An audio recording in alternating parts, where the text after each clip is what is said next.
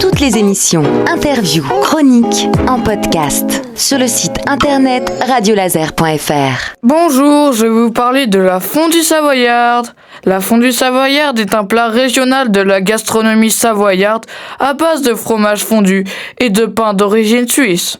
Avec l'essor des sports d'hiver et du tourisme alpin, depuis les années 1950, la fondue savoyarde est devenue une recette de cuisine populaire en France.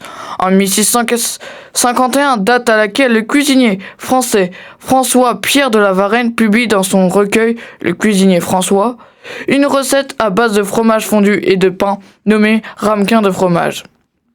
Le ramequin est un fromage produit dans l'Ain.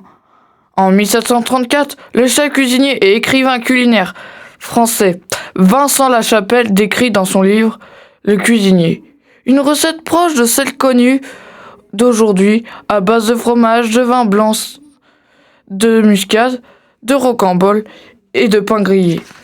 En 1794, le gastronome français Jean-Anthelme Brillat-Savarin rédige une autre recette de la fondue à base de gruyère, d'œufs et beurre, mais servie sans pain et sans adjonction de vin.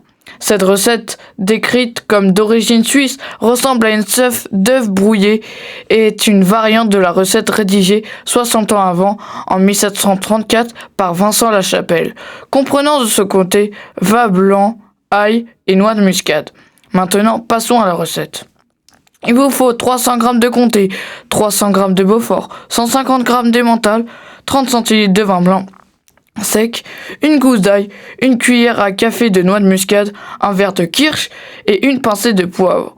Râpez le comté, le Beaufort et l'emmental, épluchez la gousse d'ail, frottez le caclon avec et laissez-la à l'intérieur.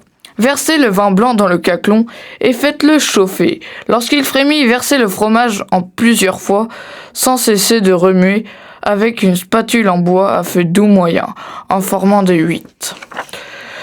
Ajoutez ensuite le poivre et la noix de muscade, puis versez le kirsch. Continuez de remuer doucement jusqu'à l'obtention d'une consistance onctueuse.